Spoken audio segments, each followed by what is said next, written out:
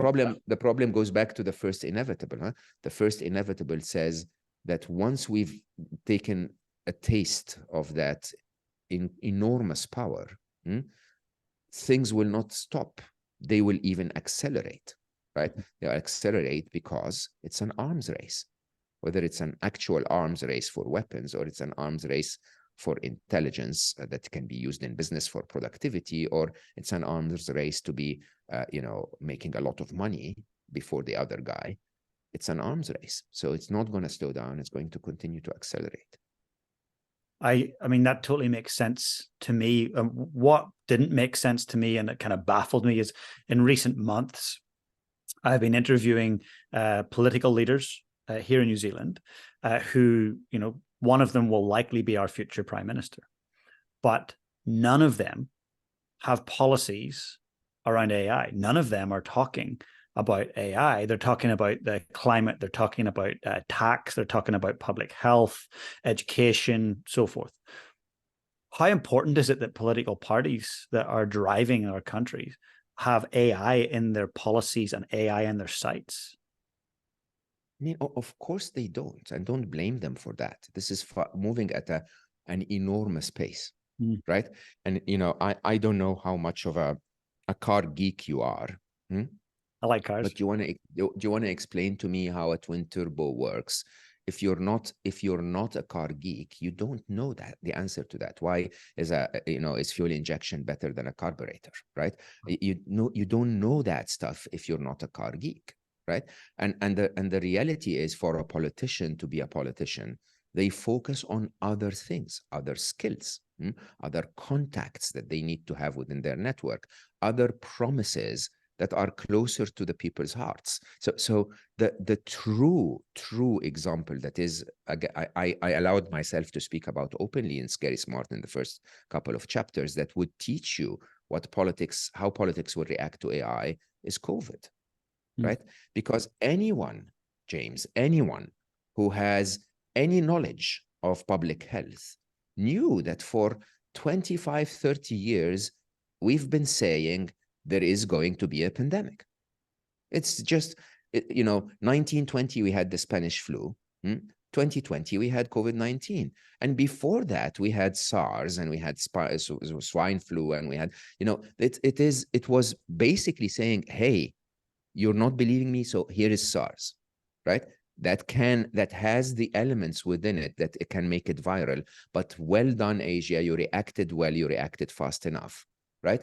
And until a danger is staring you in the face, politicians don't know how to convince public policy, let alone be convinced themselves of something they're not experts on, right? And the problem, of course, if you follow the flow of COVID, is that the first few, if we had stopped COVID before it started, this is our situation, 10 years ago with AI, we wouldn't have had COVID.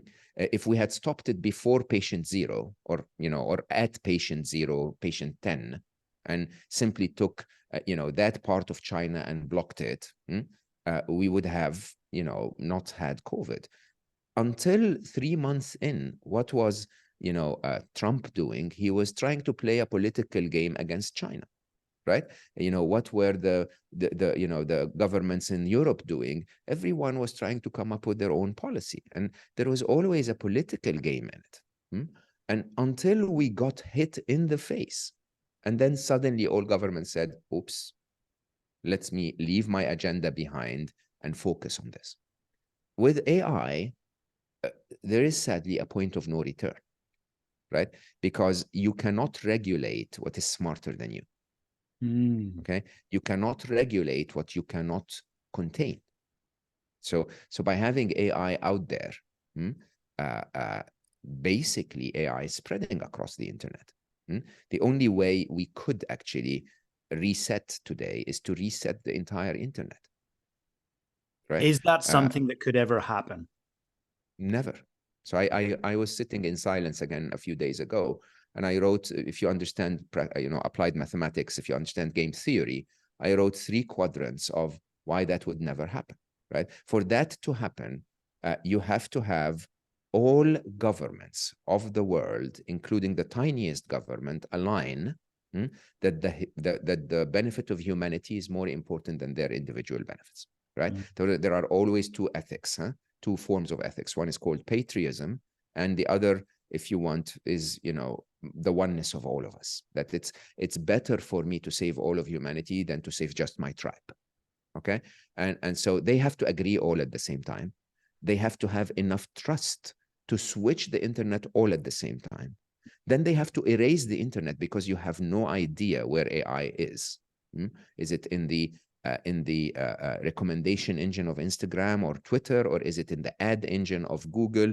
Is it in traces of something that was done by a young developer in the UK and then put on Amazon, you know, web services? You don't know where it is, right? So for all of these quadrants to happen at the same time is an almost impossible thing. And by the way, I don't even ask for that. Remember, there is an enormous value to AI in terms of protecting against malicious AI. You need a policeman AI to protect you against the criminal AI, right? So we need, and there is nothing inherently wrong with intelligence. Intelligence is a fabulous, fabulous trait. Okay. The inherent wrong is if intelligence is used for bad. Okay. Now, so why would you even care about removing intelligence from the internet? It's the biggest gift humanity will ever be given. How can we make sure that it has our best interest in mind? That's the question. And Marvin Minsky, which is, you know, truly the grandfather of AI, if you want, Alan Turing and Marvin Minsky were one of the earliest or two of the earliest to really coin the term and try to push for it and so on. And Marvin Minsky was asked in an interview by Ray Kurzweil, which is the oracle of the future, honestly, when it comes to tech. And you know, Ray asked about the threats of AI, and Marvin Minsky's answer was not about how powerful they are or how intelligent they are or how, you know, we will be able to control them or not. His answer was very simple. He said, it seems to me, it seems hard to ensure that they would have our best interest in mind. Simple as that, right? And this is where the dilemma is. And the thing is, I call it the fourth inevitable. I tend to believe that abundance of intelligence normally, you know, is correlated to abundance of ethics. So, you know, the dumbest of all of us would be destroying the planet, you know, and causing global climate change without even being aware of it. You know, the less dumb would be destroying the planet despite being aware of it. Then, you know, the slightly smarter will attempt to stop destroying the planet because they're aware of it. You know, the smarter still would attempt to fix the planet because they're aware of the damage, right? And as you continue that trajectory, the smartest of all will always be pro-life. Yeah. Right? I always say that human arrogance makes us think that we are the smartest human, you know, smartest being on the planet. That's not true at all. You know, the smartest being on the planet is life itself. Humanity creates from scarcity. For me to protect my village, I need to kill the tigers, right? Yeah. Life doesn't work that way. For life to protect life, it creates more tigers and accordingly more gazelles, and some of the gazelles will be weak and dying anyway. So these will be the prey that will be, you know, caught by the tigers first. Then there will be more poop, and the poop will have more trees, and the trees will feed more giraffes. And, you know, that's the way life works. This is super intelligent. Super intelligence is why would I destroy the other guy? Why do I consider that the other country is my enemy? Why don't we? There is so much abundance in the world.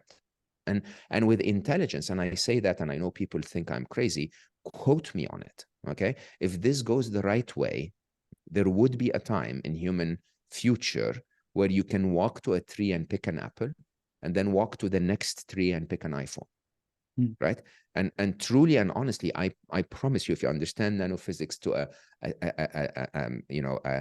a deep enough level, you would understand that the molecular cost of creating an apple is no different than creating an iPhone, right? By reorganizing the structures of molecules and atoms. And, you know, if you can understand nanophysics enough, which needs more intelligence, this is possible, right? So imagine a being in 5-10 years time that has that capability of that level of understanding.